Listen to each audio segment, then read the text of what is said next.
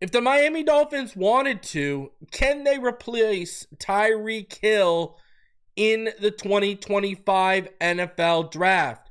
We're going to talk about that. Plus, I will drop my big board for the wide receivers in this class. Also, man, you know what's slow when Tua Tagovailoa selling his house is news and people on X are making a deal about it? We'll talk about it.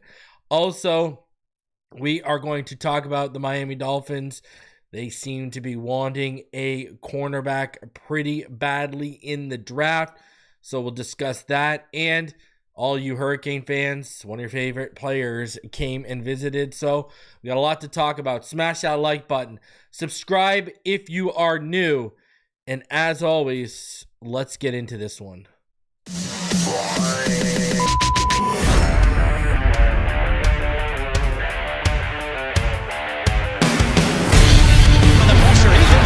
Loses the football. Touchdown!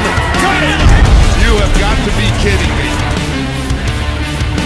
Jalen Waddle has a Dolphin touchdown. And he will score! Field down the near side, man open. Touchdown!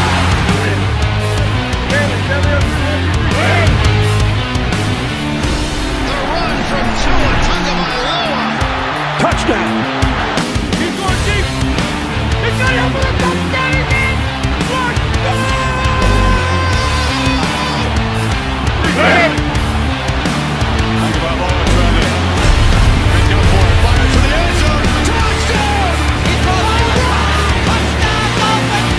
Beautiful day to be a Dolphin fan. Let's go!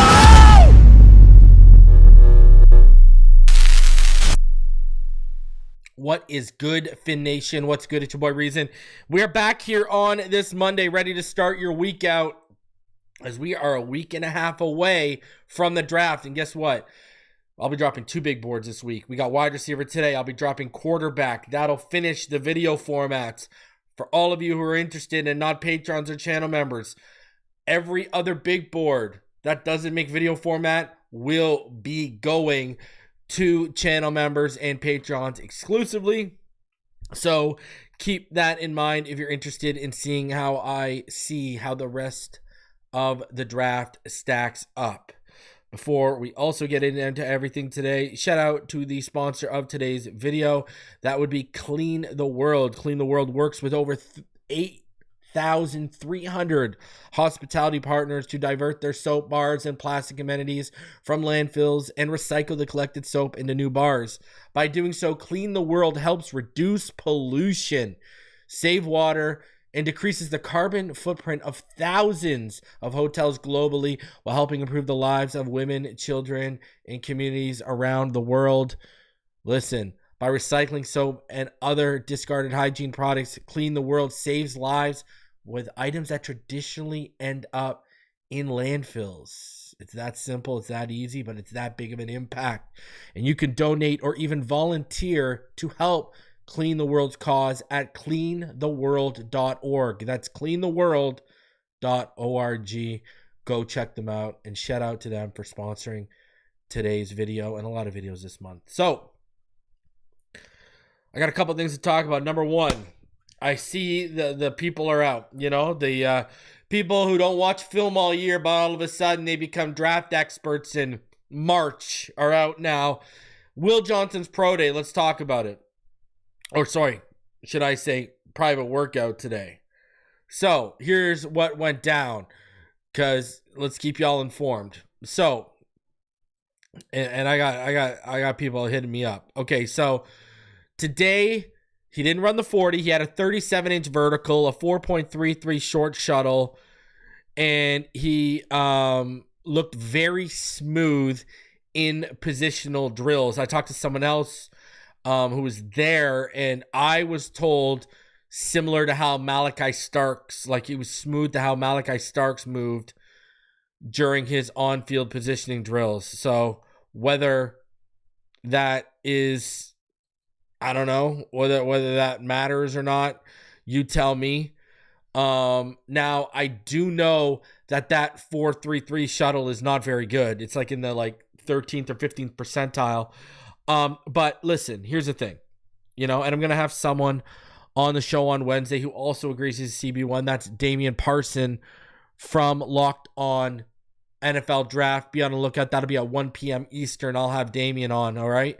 So you're going to want to check that one out. But you look at this and listen, instincts come into play. He said it, movement patterns. Here's my thing. You watch the tape. Was I expecting this guy to run a 4.3? No. 110% I was not expecting Will Johnson to come out here and run a 4.3. But let me play something for you. I'm going to play a clip for you. Now, remember, he's coming off turf toe and a hamstring injury. I'm going to play a clip from you. And this is from Texas game last year. And he was playing the season with a shoulder injury. But I'm going to play this clip for you. And if you remember, if you're already paying attention during my cornerback video, you already seen this clip. If you followed me on X, you've seen this clip. I want you to watch this clip, okay? Now, I know McShay put out a thing that, apparently people are saying he's running in the 4.5s in training, and that's not why he's running a 40, okay? We've gone over this before, and we're going to talk about something today. Matthew Golden, he runs a 4.29 40. I'm telling you all right now, you don't see 4.29 speed on film. It works both ways. There's football speed, there's playing speed, and then there's track speed. I'm going to show you something right now, and I want you to watch where Will Johnson is. I highlight him with an arrow. He's on the other side of the freaking field. I'm going to show you something. When you look at IQ from the angle he takes, when you look at the pursuit speed, the closing speed, there's no way he should make the play I'm about to show you, but he makes it. So I'm going to play this, and let me ask you if you are worried about Will Johnson's speed when I play this right now, okay?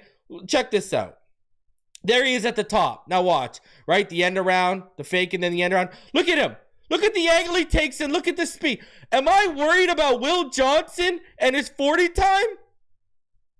Please. Look at this. One more time for y'all. Am I worried about Will Johnson and his 40 time right now? Let me ask. No, I'm not. Okay? One more time. Third time's a charm for all of y'all. Am I worried about this guy? No, I am not. I keep, look, come on, man.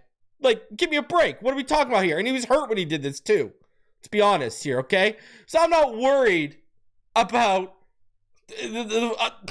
again, that's speculation. Guess what I got? That's hard evidence. And I just showed you. There's a clip. There's some tape. I got tape, okay? Let me ask you this. If you've watched Will Johnson, okay, and I saw someone, I roasted someone. Someone was like, well, you got to use the 2024 tape. You can't go back and use tape from years prior. Are you crazy? 2023 was elite. What are you going to throw out? Shavon Revel's best tape is 2023. What do I throw that out?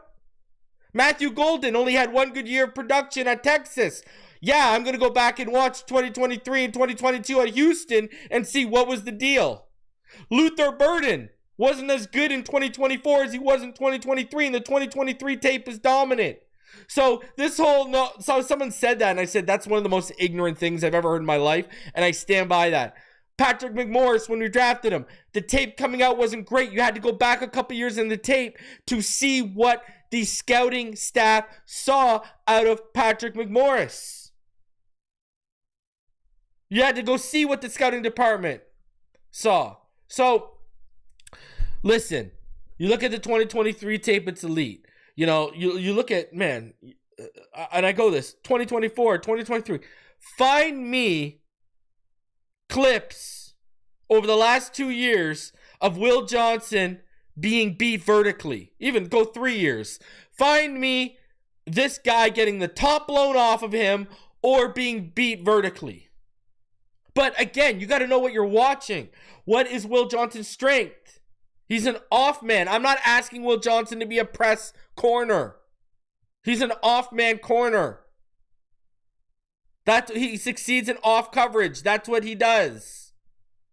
That's what I'm asking to. But the instincts are ridiculous. Go look at the pick six against Fresno State on that screen. The guy freaking teleported there because the instincts are ridiculous. And I'll go even further.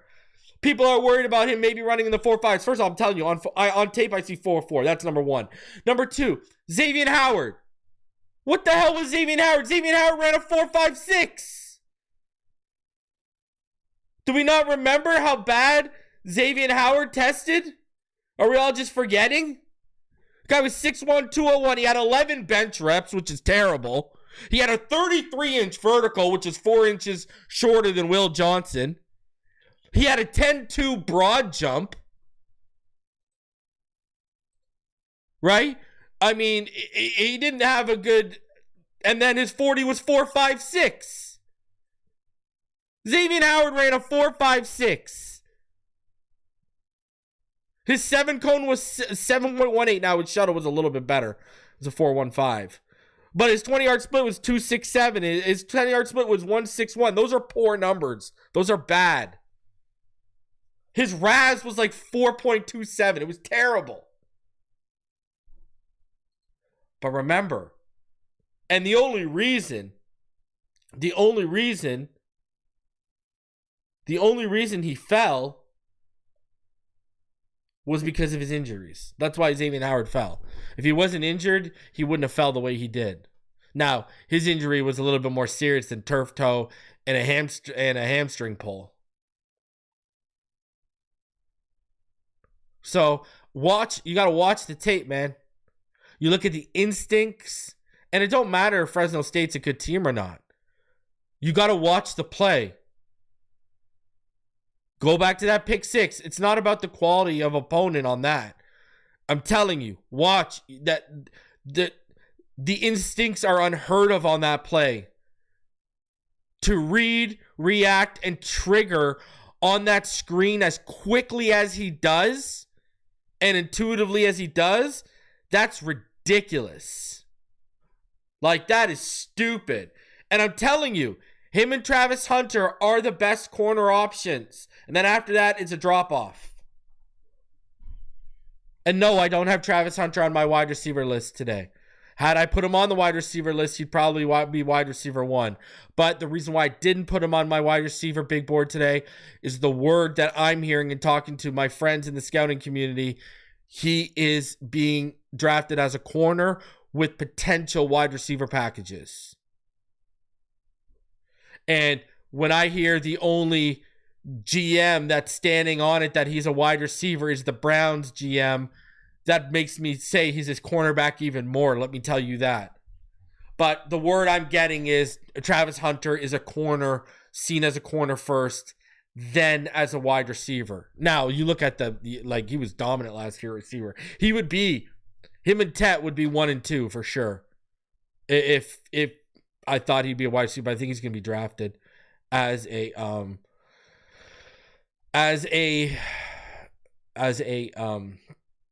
I think he's going to be drafted as a corner. And I can't get on Jahdae Barron over. Sorry. The tape don't say Jahdae Barron is better than... The tape don't say Jahdae Barron's better than Will Johnson. I just can't get down. I really can't. So,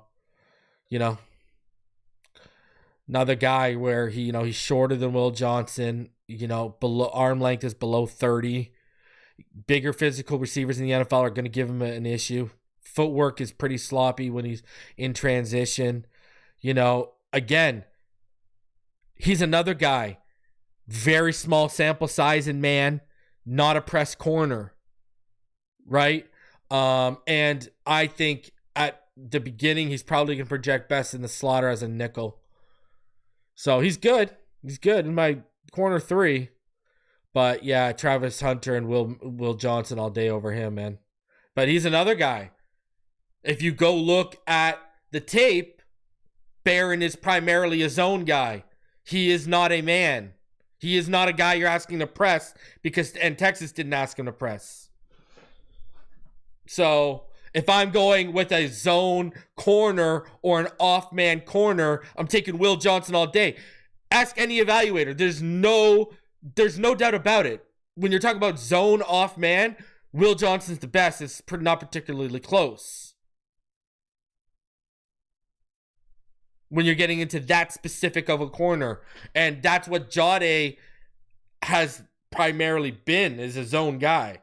The sample size is small in man and in press, specifically in press when you get into press too. It's even smaller. So Yeah, it's just like, like, and I like Barron, but I'm going to tell you this much. I'm going to tell you this, and I've said this before. Shavon Revel, if Shavon Revel didn't get, or Shavon Revel, sorry, I call him Shavon because that's, how we pronounce how that's spelling out up here. So Shavon Revel, okay? Listen, if he played this year, he'd be ahead of Jahdae. He'd be vying with Travis Hunter. I'm telling you, he'd be vying with Travis Hunter and Will Johnson. Go what? Well, I know a lot of people don't have access to all 22. So, but if you can find a way to find East Carolina 2023 all 22, that is some of the most elite film of that whole corner class. Shavon Revel and everyone, all these testing freaks and these people obsessed with these testing. Well, go watch Shavon Revel. Again, if you know what you're looking at, you can watch the tape. Shavon Revel would have blown up, would have absolutely destroyed the combine.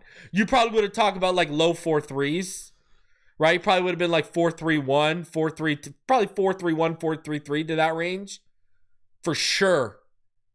Definitely 4.3 to 4.35 speed you would have seen. He would have blown that combine and that testing up. And you go watch that 2023 film of Shavon Revel. My God, whoever drafts him, if that guy stays healthy and goes to the proper environment, the ceiling is massive with that kid. I'm telling you right now. And Trey Amos, I don't know why people sleep on Trey Amos.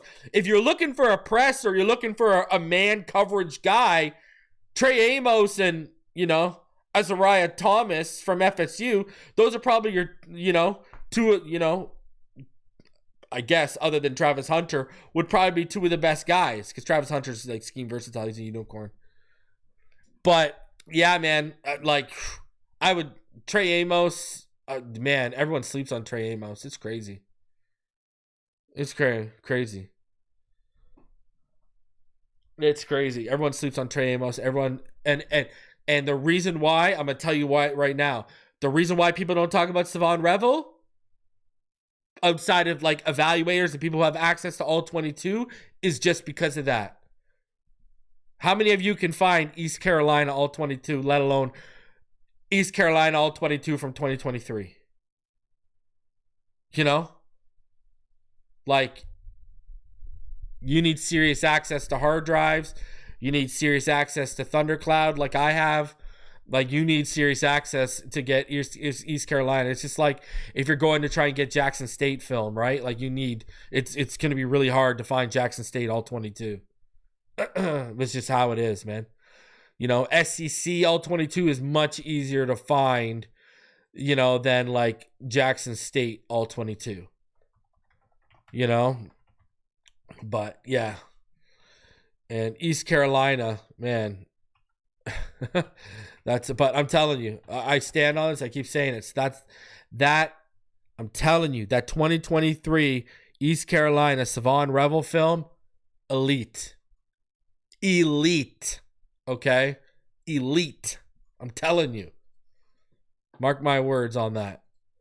And if that guy stays healthy, he's going to be a freaking problem. Now, continuing on here, Tua's house got sold. Okay, people were out here. I'm not even joking to you. People were out here literally writing articles about Tua selling his house. Like, oh, what's the deal? What's the deal? And then it literally gets confirmed. Yeah, Tua bought a new house. Like, is that how slow of a season we're in right now? We got to talk about real estate moves. That's something that we got to talk about. Like, give me a break. All right?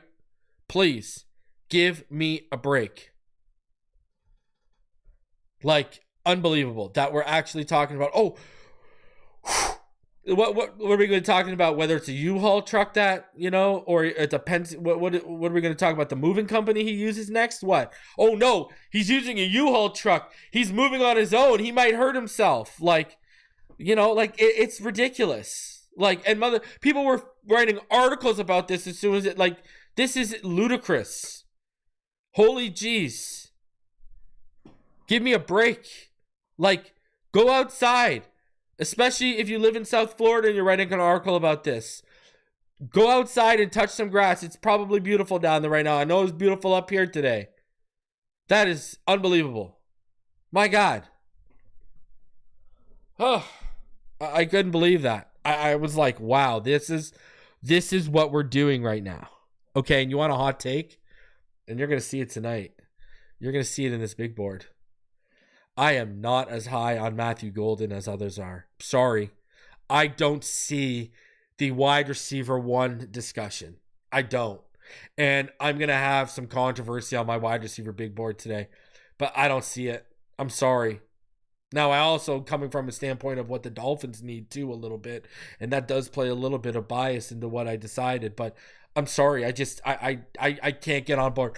You know, everyone's talking about Will Johnson potentially running on a 4.5. I said earlier, this guy ran a 4.29. Show me film where this guy's running 4.29 on tape. I don't see it. So let's get into everything today. Let's start off with a great post from Warren Sharp. Man, he really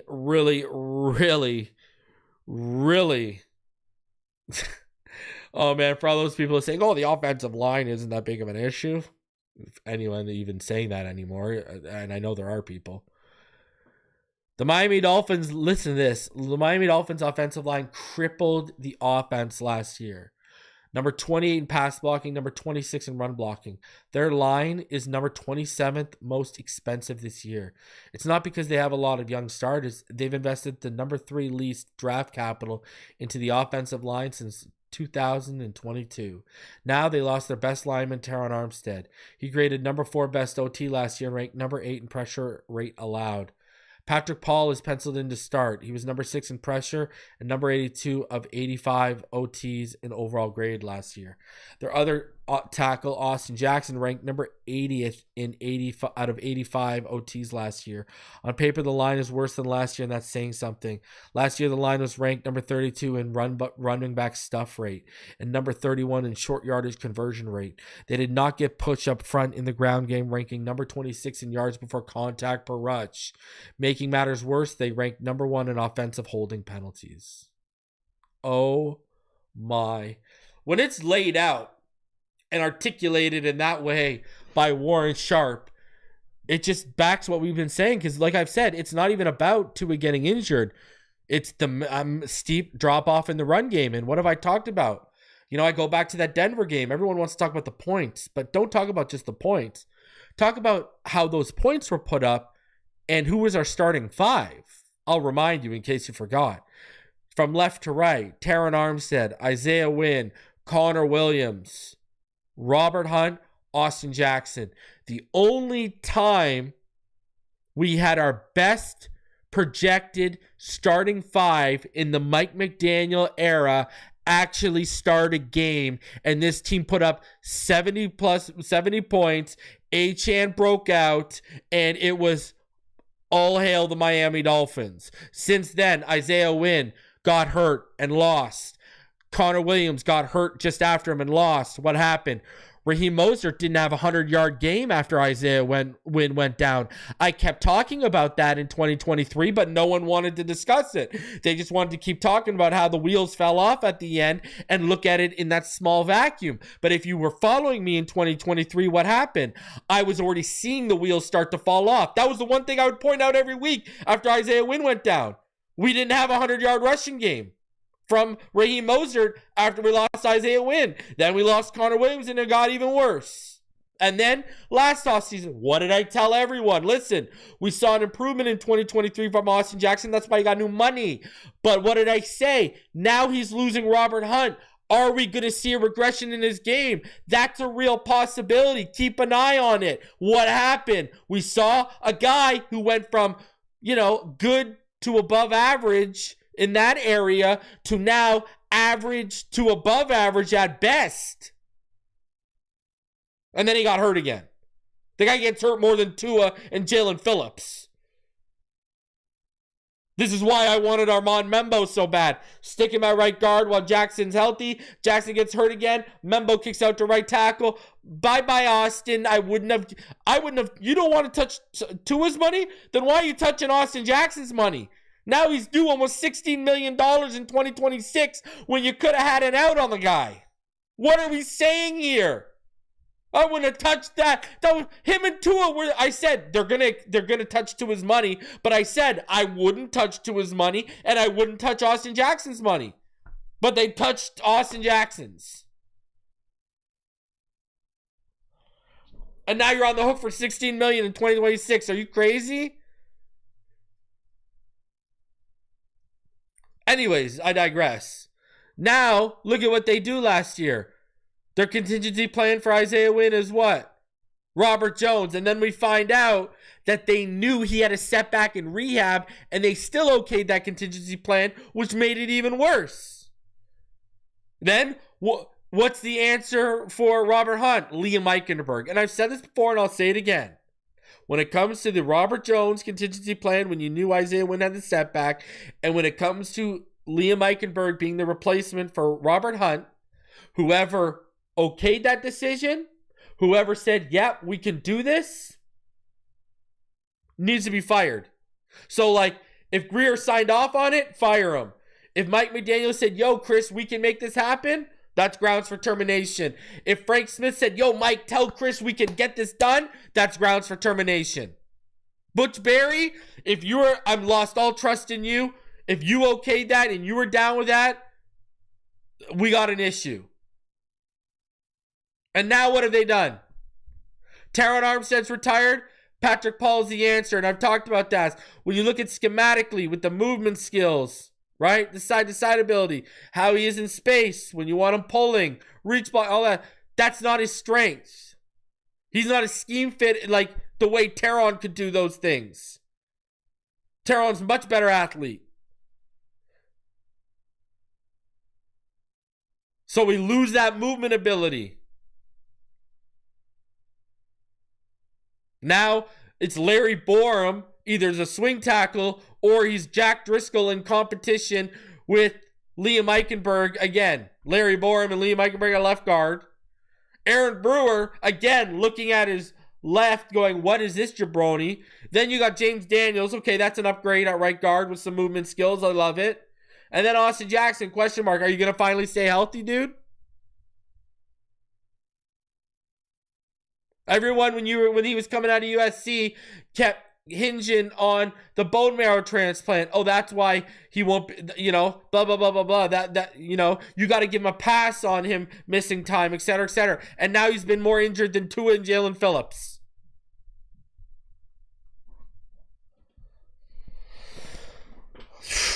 The offensive line's a mess. And people want to say, oh, well, they're just handing out. Listen, you don't want to know why they have an out after 1 year in James Daniels' deal? You don't think his camp said, hey, 2 reasons we want an out after 1 year. Number one, if he exceeds his play and he stays healthy and he plays like the guy he was at the beginning of the year last year in Pittsburgh and maintains that for a full season, we're going to want to raise. Number two, if he does play well, raise or not, if that's a shit show, we want out. Makes sense. And I apologize for my swearing. Usually I spell it out, but it just came out there. So the offensive line is just, it's still a mess and question marks. Yeah.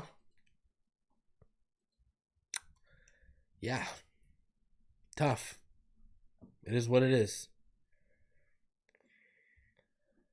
And Jeff Fremont, I get it. That's why Larry Tunsil was an important piece, but they had players in-house to get over that. Right? Like Robert Hunt was an important piece and they sent him packing when they saw his price tag.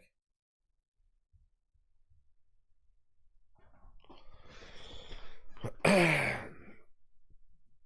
don't, And then we expect our quarterback to produce, and we got to minimize the time to throw for our quarterback. It's got to be 2.2 seconds max. And then we expect him to produce at a top 10 level under that. And then we expect our running backs to produce at a top 10 level behind that. Unbelievable. The expectations on the quarterback and the running backs are crazy. Like, you need a Derrick Henry. Like, you need a yards after contact guy. We've seen it. Can't even get 3rd and 1. 4th and inches. Can't even get those. We cringe when we are in that position as fans because we know how it goes. Think about that for a second. And it's not the talent at running back, it's the guys in front of them. Because Achane, again, go back to that Denver game when we had the best starting five actually starting for the only game they all started together against Denver in 2023. And look at how crazy explosive Achane was. Look at how crazy deadly Raheem Mostert was. Jalen Wright would feast. Look at the stuff Jalen Wright was creating last year with that terrible offensive line. How many times were we seeing Jalen Wright run off to the right, whether it's a sweep, whatever the case may be, it's dead. He cuts it back through the middle and creates 8, 9, 10, 11, 12 yards because there was nothing to the side the run was designed for. Just saying. So this is not a pro quarterback upgrade the offensive line thing. This is a pro running back, pro quarterback, pro wide receiver, pro everybody who benefits from having a better than trash offensive line promo, okay? Now, all you fans, I know you'll like this. Damien Martinez is visiting the Chiefs today and tomorrow. He has already visited the Cowboys and the Dolphins.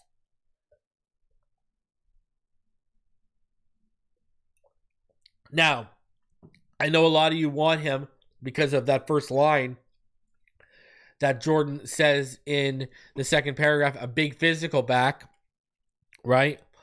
Ran that 4.5 140. A lot of you fans, man, you know, he's put up numbers too. You can't deny it. Right? Like you can't deny it. Back-to-back 1,000+ yard seasons. You know, takes on the workload. Averaged 6.3 yards this last season, 6.1 the year before, has 19 touchdowns over the last 2 seasons. I know Kane fans are going to want him, right? Great vision. Obviously, with that physicality becomes the play strength. You know, stays upright and stays balanced through taking hits and through sufficient contact. I mean, he's a good player, man. So, you know, if you can get him between that 116 to 155 range, you wouldn't see a tear from me or hear a complaint from me. Add him add him, but you all know who he's targeting. He's targeting that boy Bashal Tootin. You already know who he's actually targeting. But yeah, I'd be down with Damien Martinez. I think, him, Wright, Madison, Achane would be nasty. I think everyone's sleeping on Wright's ability on short yardage situation. I really do. And George, 2nd and 2 and you pass 3 plays, joke. Because it tells you they trust Tua to get the first down more than the running backs to get the push needed for those 2 yards. That's what it says. It's crazy. That's the reality of the situation. It's nuts. It's nuts. But yeah, Damien Martinez, he's a good back. I'd be down. You wouldn't hear a complaint from me at the right spot. They just like they don't have a third quarterback right now. They don't have a 4th running back, and really, I'm not a Madison fan at all. So if you're gonna draft someone, I mean, I'm down. I'm just not a huge Madison fan by any stretch of the imagination. So if you're gonna look to replace him, knock yourself out. All right. So yeah, we'll see what happens there. But all right, let's get into my wide receiver big board. All right, we're gonna go some evaluations. I got some all 22 of these players and everything like that. So, and then after it, we're gonna discuss, if we can find a replacement. I'm going to let you know my thoughts on that. So, and what it comes to with the receivers and the Miami Dolphins. Shout out to John C. He says, I like it when you talk about getting out in front of these contracts. NFL salaries go up on average 12% a year. Why have we not signed Zach Sealer? I agree, John C. And I've said this. Zach Sealer right now frees up money. He frees up like, what is it, like $5 or $6 million, even if you restructure him. He frees up money if you extend him. And I've talked about him specifically.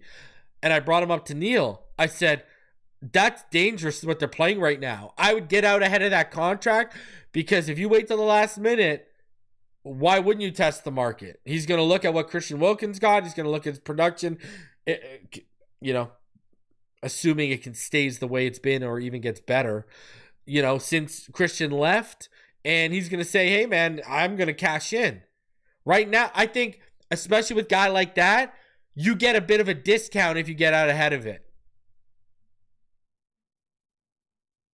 That's a guy I would be doing a deal with. That's why I wouldn't have touched Jackson's money. I would have rather extended him and Jordan Brooks. If you extend him and Jordan Brooks, you save like $12 million. If you restructure them, you save like 11. That's who I would have, because I think Jordan Brooks, with your linebacking core and Zach Seiler, they are future pieces of your defense. So I would have extended them. I would have freed up that money rather than touch Austin Jackson. I'm not going to lie. And shout out to donation. Listen, these videos always get demonetized because of the all 22. It could be demonetized as soon as this video ends. I get the email that it's been demonetized. The Will Johnson clip earlier might have demonetized this video. So I do appreciate donations, especially on videos like this where I get demonetized. So if you want to donate, you can donate through Super Chat. You become a Patreon or a channel member, patreon.com/Phinside The NFL, right? Or you can hit the join button and become a channel member. Or if you want to do PayPal, paypal.me/Phinside NFL. All right? There's no the. It's just Phinside NFL. PayPal.me/Phinside NFL. And by the way, quarterback big board will be coming out to y'all on Saturday. So we got a lot of stuff with you this week. A lot of stuff. All right. So let's get into this. Let's get into my wide receiver big board after all that. All right. So here we go. Let's start off with my honorable mentions. And at number 15, I've got Ricky White. He's a shifty route runner, 6'1", 181 pounds.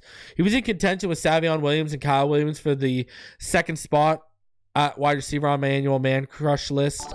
His feet are crisp. He had 1,000 yards after the catch over the last 2 collegiate seasons alone.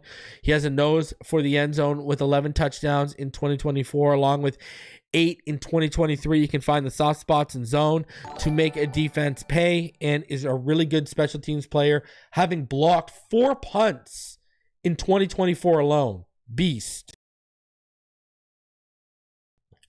He has some drop issues with 21 over the course of the last 3 seasons. Frame isn't ideal, especially against physical defensive backs.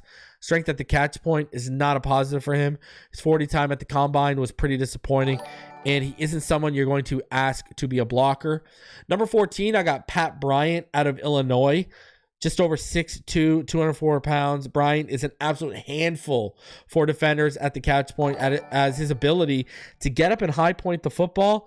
It's one of the strongest aspects to his game. He's got solid hands that extend his radius, as catching balls away from his body isn't an issue. The way he's able to balance, contort, and overall his body control is very impressive. He's also willing to get his hands dirty as a blocker. He's able to create after the catch, as that's where more than 1/3 of his receiving yardage came last season. Now, with Bryant, he doesn't have top-end speed to stem and stack vertically at the next level consistently, so his route running, it's got to be flawless to separate, especially underneath, out of breaking routes. He's an okay athlete. Illinois didn't have him running an expansive route tree. Press is an issue at the line of scrimmage for him. Needs to bulk up his frame for some more functional strength. Now, Torrey Holton at 13. I'm telling you, there's a couple of sleepers in this class, and it starts with Torrey Holton. He's a real sleeper. He's also a top-tier athlete. He has a 66 best RAS score ever for wide receiver since 1987. He's 6'2 and a half, 196 pounds. He had a 4.4 140, a 2.56 20-yard split, a 1.53 10-yard split, a 37.5-inch vert, and a 10.6 broad at the NFL Combine. He's a very good route runner, and that matches his athleticism. He's crisp in and out of his breaks with good short area explosiveness out of them too. He can separate at all three levels. His release package off the line of scrimmage is pretty well versed. He can create after the catch, and he's a good ball tracker that can come down with it when he's contested. Now, obviously, the problem is he didn't play against top-tier competition at Colorado State, so that will be a question. He has some injury concerns. Frame is a bit thin, so the strength is lacking. Can be a body catcher too often, and he's more explosive moving linear than he is side to side, in my opinion. Number 12, Alik Ayomanor out of Stanford. I know Ayomanor is probably too low on this list. He's almost 6'2", 206, runs a 4.4 40, has a 10.7 broad and a 38.5-inch vertical. Not to mention, he's got some elite tape against Travis Hunter from 2023. He burned him for 7 receptions, 133 yards, and 2 touchdowns, with one of those touchdowns being for 60 yards. He's a strong ball tracker. He likes the physical aspect of the game, so he doesn't shy away from being contested at the catch point. He's willing to work as a blocker, can stem and stack off his former track athlete speed alone, and he's a true boundary option at the next level, I think. Injury history is real for him, dating back to high school. Doesn't have an extensive release package at the line of scrimmage. Can round out his breaks. Doesn't have a ton of experience. Plus a bit of the dropsies. And he only really has a couple big games on his resume. That's another thing too.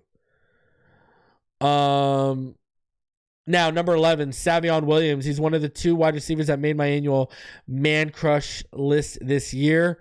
He's almost 6'4", 222 pounds.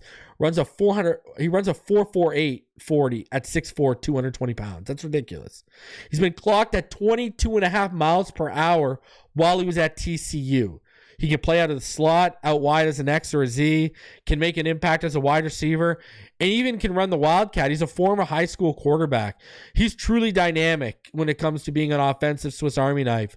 He's not only fast, but he's surprisingly quick and suddenly accelerates, which is why I wish we got a 20 and 10-yard split along with the 3-cone and short shuttle numbers at the Combine for him. I really do. He can get vertical. He can win physically at the catch point or running through defenders after the catch. Had a contested catch success rate of 88.9% in 2024. That's ridiculous. That's the best in this class. Sells his routes well, and the next best is like in the 60s. Sells his routes well through his stem. He moves very well for his size, maintains good body control, has a better release package than you'd expect, and he's a strong blocker, doesn't shy away from contact. Now, he had way too many drops in 2024. He had 8. And now, he kept them to a minimum in 2023, but too many in 2024. Can be a body catcher too often. The route tree needs to be refined a little bit. So does the route running. Rounds out his breaks, which that weakens his ability to separate. And I really think his college production should have been better. And I think his footwork is a little choppy too. Now, continuing. Let's get into that top 10. And it starts off with Savion's partner in crime, Jack Bech. Jack Bech turned a lot of heads and came on many radars during Senior Bowl week. But that's thanks to my adoration with Savion. I was already familiar with the 6'1", 214-pound TCU receivers, 1,034-yard, 9-touchdown breakout season in 2024. Some of the surest hands in this class. Only 2 drops, over 133 targets in his last 3 seasons at TCU. He may not have Savion's contested catch win rate, but it was damn good in 2024 with 65%. I think his feet are quick. He keeps the footwork clean on his stems and in and out of his breaks. He'll use his great body control to sell stab steps, stutters, and plenty of other fakes pretty hard. He's a pretty damn good route runner too, to be completely honest. Strong ball tracker, good blocker when tasked in the run game. Can be deployed as an X where he's most comfortable, but he can play out of the slot. He's a monster after the catch. Bech is quite slippery, man. Regularly forcing defenders to miss tackles, and he has a smart understanding of how to use leverage in his advantage. He's an explosive separator. Release packages off the line of scrimmage are okay at best. Probably didn't run his 40 because you didn't see an elite second gear or home run speed on tape. Produced better against zone rather than man. especially press and catch radius isn't as wide as you'd like to see. Number 9, Kyle Williams. I've said it before, I'll say it again. He's too low on my list. I'm not doing him any justice. He was vying with Shavon Williams and Ricky White for the second wide receiver on my man crush list. Can accelerate super quickly. Has good short area burst and explosiveness. Shows that same explosiveness in and out of his breaks and cuts. Can stretch a defense vertically and is really good tackler. Really good tracker of the pigskin. He lives for yak. 590 of his 1,196 yards came after the catch in 2024. He's a tough assignment for defenders to bring down. Clean footwork, keeps his routes running. His route running is pretty crisp overall, which, I just think overall in general, he's a good route runner. He can find the soft spot in zone, projects best as a Z or slot. He's comfortable in motion, can win with his hands, feet, and a solid overall release package at the line of scrimmage. Even against press, which is impressive because he's only 190 pounds. Williams has gotten better every year at the catch point when he's been contested too. That said, drops, specifically, it's concentration drops can be an issue. He can have issues separating when played physically by a defender through his stem. Doesn't offer much from a blocking standpoint. Play strength's got to improve, and he can have catches broken up due to relying on body catching a little too much here and there. Number 8, Jalen Royals. He's 6 foot, 205 pounds, 4.42, 40 speed. One of the biggest sleepers in this deep wide receiver class, and he's a former track star that it shows up regularly on tape. He stems and stacks well with a combination of acceleration, long speed, and route running savviness. Really came onto people's radars with a very stellar Senior Bowl. And overall, I think his ability as a consistent separator is something I like a lot. He's dangerous. He's dangerous when it comes to yak. In fact, about 52% of his yardage in 2024 came after the catch. And it's because he moves so well with the ball in his hands, understands defender pursuit angles, how to avoid them. He can line up wider in the slot. His hands are pretty solid as he kept his career drops very low. He can win at the catch point when contested, could offer you some value on special teams as a returner.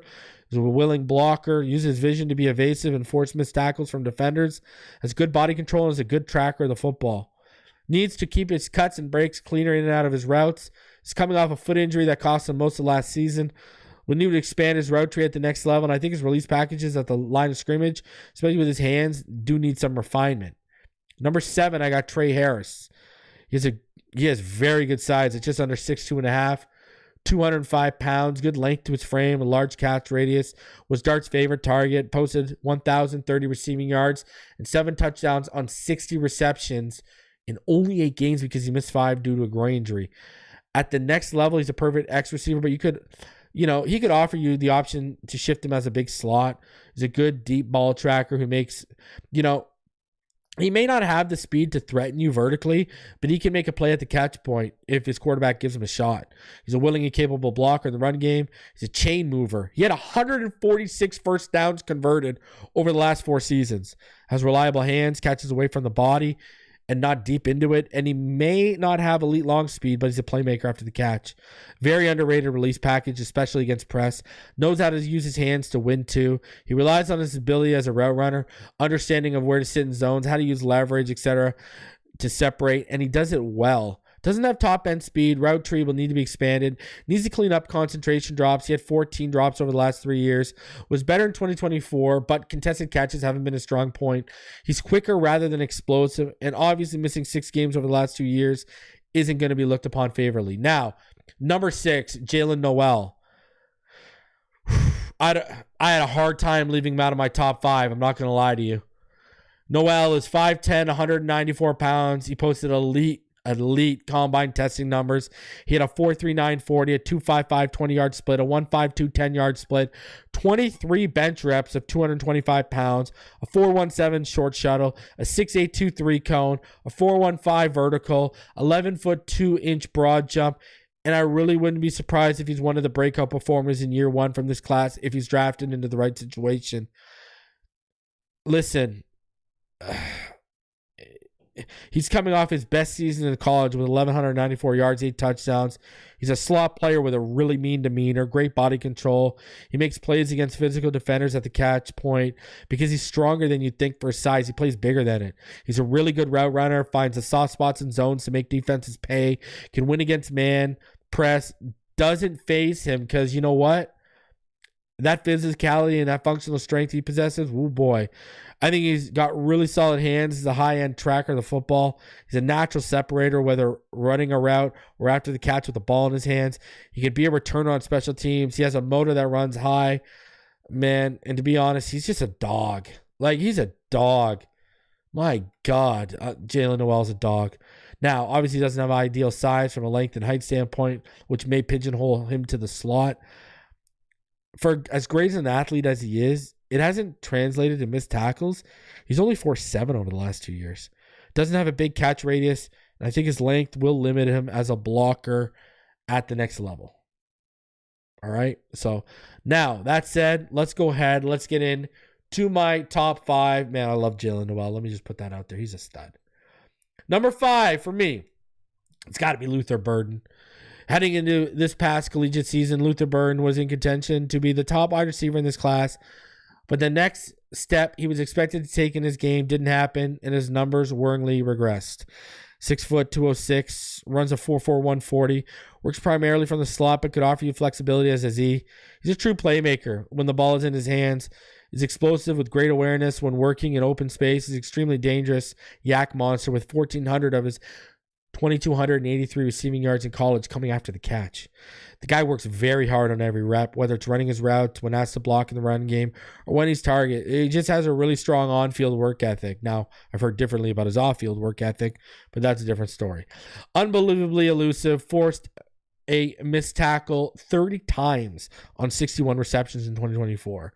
He's so explosive against off man and zone, whether it's off his release or getting to the soft spot to make you pay.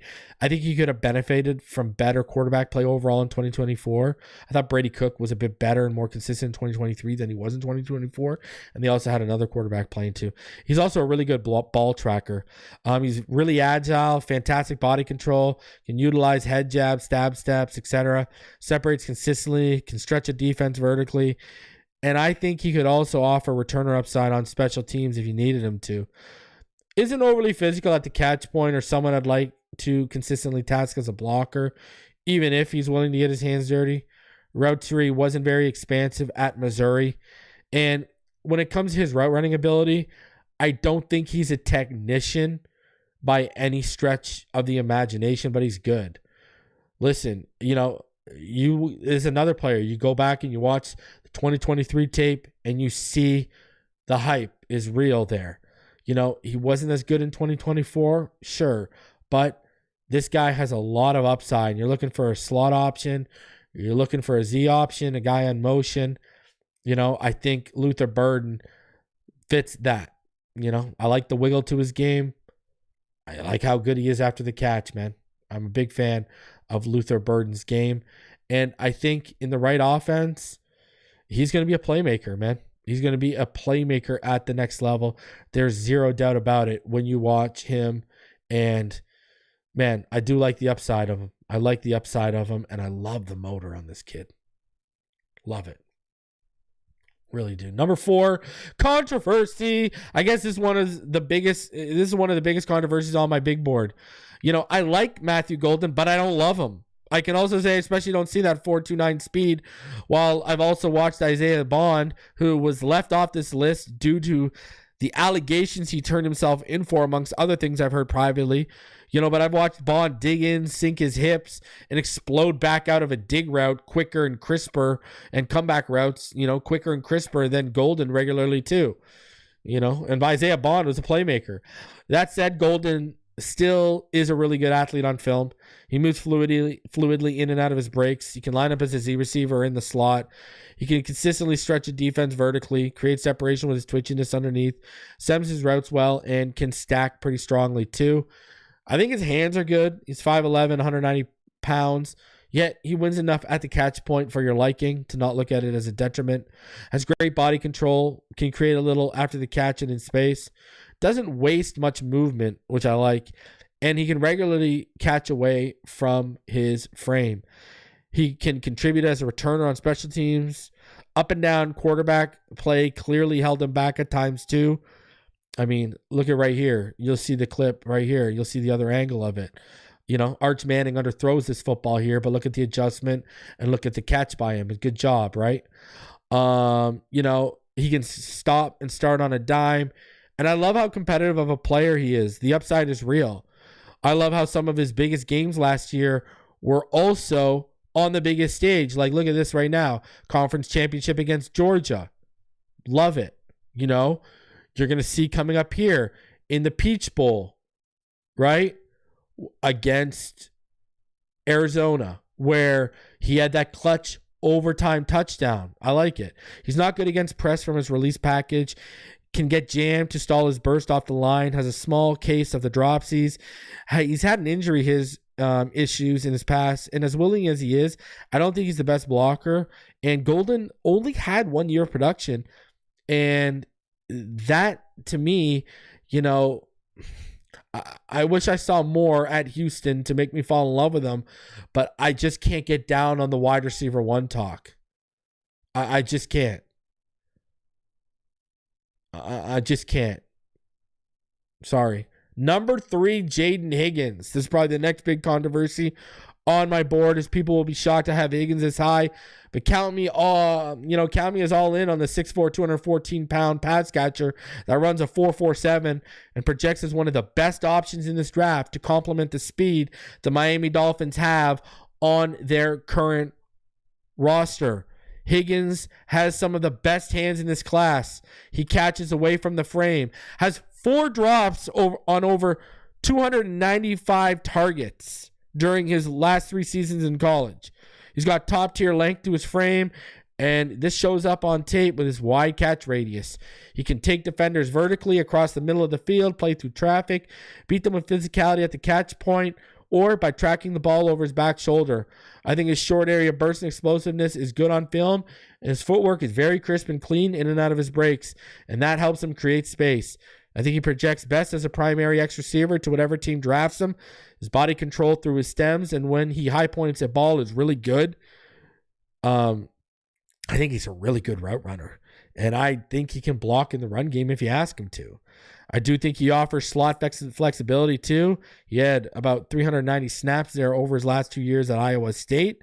Now, I do think his release package can be worked on a little bit at the next level. I wish he would create a little bit better after the catch, but I think people overblow his inability after the catch. I don't think it's an inability. People try and make it sound like he's terrible after the catch, which it just isn't true to me. He isn't an explosive accelerator, and he hasn't made defenders miss a ton. But man, I just look at the hands, I look at the ball tracking, I look at the route running, I look at the size profile, I look at the speed he's got with that size profile, the athleticism. Man, I like him. I'm big on Jahdae Higgins. Count me in on Jahdae Higgins. He's a beast. Number 3 on me. And now, would I take him outside of the first? 110%, but I've heard rumblings he may go at the end of the first. So, but yeah, sorry, I just like what he offers a little bit more than what Matthew Golden does. Number 2 for me is Emeka Egbuka. He's a player I've theorized since the last college season that Mike McDaniel and the Miami Dolphins would love, since I was aware of them sniffing around the outside of the top 10 of last year's draft in case Rome Odunze dropped past the Bears, which obviously didn't happen. He's a technician as a route runner, plain and simple. He relies on that, along with how clean he is in and out of his breaks, where he's more quick than explosive, to create consistent separation. And to be honest, I think he may be the highest floor prospect at the position, but I still believe he has room to grow. He was deployed mainly as a slot at Ohio State, but offers versatility as a Z receiver. He's deadly after the catch. He's surprisingly agile, 4.48 40 speed. He's 6 foot 7'8", 202 pounds. He's got a real high football IQ, whether, with the ball in open space or whether it's trying to find, a soft spot to settle in as a target against zone. Body control is really great. sells his routes and body fakes well. Hands are soft and reliable. Production is like, considering the talent he's played with, like Jackson Smith and Jigba, Marvin Harrison, and now Jeremiah Smith, the production is really impressive for me. And he's a high octane player when it comes to his motor. I'm a big fan. I think he's the best blocker in this class of wide receivers, in my opinion. It's honestly quite impressive, Feast in the middle of the field, could be a headache for defenses at the next level off of motion. Has a really, really good release package off the line. He's really, really deadly. And man, it just the awareness, the spatial awareness, like you just saw on that screen, is just unbelievable. Now I do think his catch radius is just okay. I do think he's got really, I think he's got good breakaway speed. I don't think it's elite or top tier. I don't think he's like overly dominant when he's contested at the catch point. Obviously, he does have a little bit of an injury history. He isn't the type of guy that's going to rack up missed tackle after missed tackle. He only forced 30 on about 205 receptions, right? And now I'm nitpicking here because you don't really see it a ton. But if you look for it, you can find some... you can find some concentration drops on film. You know what I mean? So, but when I watched Emeka Buka's film, let me tell you something. It's so fun watching this film because you get to watch Jeremiah Smith. Number one for me, Tet McMillan. Along with Will Johnson, I think Tet McMillan was the other player in October, November that I was talking about on this channel that I dreamed of drafting. That was a pipe dream at the time. And now there's a serious chance it's a reality, and that he's on the board at 13 when the Dolphins are picking. And he's my number one receiver if you don't have Travis Hunter as a wide receiver, which I have heard NFL teams view Travis Hunter primarily as a cornerback, so that's why Hunter's not on this list. McMillan, he is the perfect and best complementary piece to Jalen Waddle and Malik Washington. If you want to move off Tyreek Hill in this draft, McMillan is a victim of draft exhaustion, in my opinion, and I think he has the prototypical frame and build to be a true wide receiver one as an X that can flex around to the slot as a flanker. He stayed dominant in 2024 after a really strong 2023, despite a slight dip in Noah Fifita's play at quarterback. He's a really fluid mover for his size. He runs a pretty diverse route tree. He's sharp in and out of his breaks and can separate naturally with just his crisp route running ability. McMillan, to me, has one of the widest catch radiuses of this class. If not, it's the widest. Accelerates better and quicker than you'd expect for a guy his size. Can match his size with the physicality needed to win against bigger and more aggressive defenders at the catch point. He can work well through traffic and takes good angles with the pigskin in space. Tech can block. His release package at the line of scrimmage is fairly extensive. All right. He's an elite ball tracker. The footwork is clean and quick. He's a jump ball specialist. I think he can be an absolute beast in the red zone if properly utilized at the next level too. Now, is he elite after the catch? No, but he's good after the catch. He needs to clean up the drops. He had 7 in 2024. Functional strength, it's not always the best against press on film. He isn't twitchy or explosive. And, he's not that type of twitchy or explosive athlete that's going to separate based purely on speed. That's just not his game. But, when you look at it, the hands are absolutely incredible. I do not know how he fell on people's boards. I mean, it's just... he's clearing away the best one. He's clearing away the best receiver in this class, and when you watch him from a route running release package standpoint, and he's a finisher, like he's going to get to the end zone. He has a nose for the end zone. He's going to find the end zone. And, I just, I can't say enough good things about Tet McMillan. Listen, if you're moving off of, I'm going to say this, and this brings me into this. Is there a wide receiver in this class that can replace Tyreek Hill? Well, no, you're not going to find that speed. You're not going to find 1,800 yards in year one. That's not going to happen. But I think there's guys in the long term that can replace and be the fits we need them to be. I'll tell you this much. Tet McMillan or Emeka Egbuka, now I would take Kenneth Grant ahead of them. Obviously, Will Campbell. I would take Malachi Starks ahead of them. I would take Will Johnson ahead of them. I would address other needs before I address wide receiver. But if they did take Tet McMillan or Emeka Egbuka at 13, would I do backflips? No, but I would understand it. I mean, that's the fact of the matter. Now, what would be really deadly is if you could get Jalen Noel at 48. But I don't think Jalen Noel is going to be there. I got a feeling he goes high. These Iowa State kids are going to surprise a lot of people. I really think so. I don't know. It's like, here's the thing. It's a deeper class. The issue is how many of these guys are true ones. That's the issue. Like, I see the only true one coming out right now is Tet. I don't think Golden's a true one. I don't think you can convince me Golden's a true one. I think the only one right now is Tet. Now, I think Emeka Egbuka is one of those guys where he's a fringe 2-1 guy. And I think that's what a lot of these guys in this draft are coming out right now. I think Emeka is that. I think Higgins looks like he can be a 1.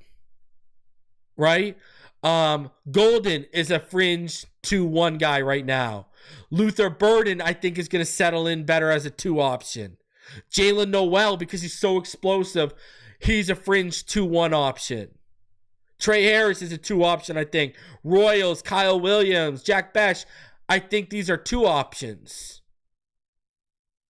Right? And, I think that's what makes this a really solid draft is, you have a lot of really, if you're a fringe 2-1 option, that's pretty solid. That's pretty damn good.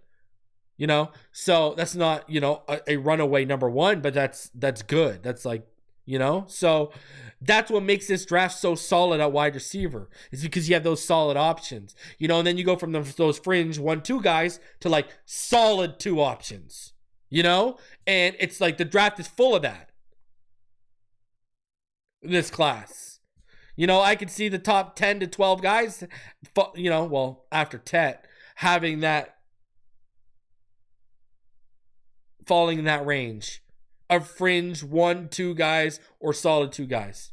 That's pretty good.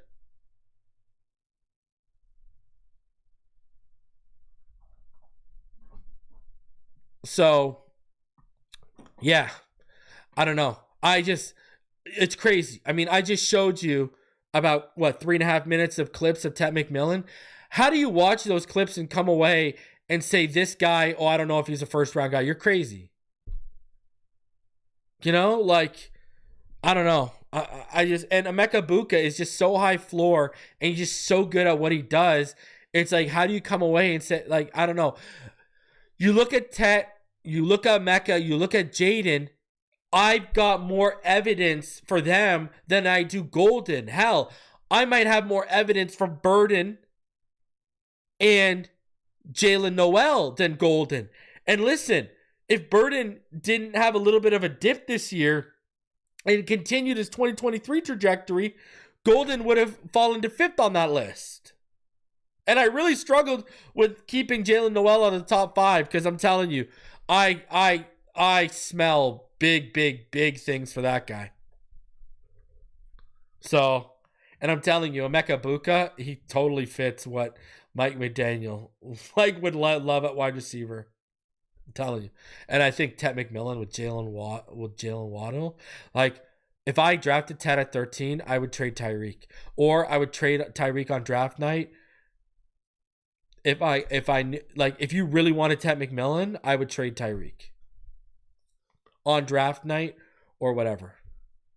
But again, personally, I would take Kenneth Grant, Will Johnson, Armand Membo, Will Campbell. You could tell Malachi Starks, over Ted McMillan. There's a lot of positions and players I would rather go before wide receiver. But hey, you never know with these guys. Guys, smash that like button, subscribe if you're new. All right? I'm going to be back tomorrow on Tuesday with you. Wednesday, I'll be live with Damien Parson. Thursday, I'll be live with Neil from Fin Too Deep. I'm working something out. I should have Kyle Krabs coming on the channel this week or next. It looks like it's going to be this week. Saturday, I'm going to drop my quarterback big board.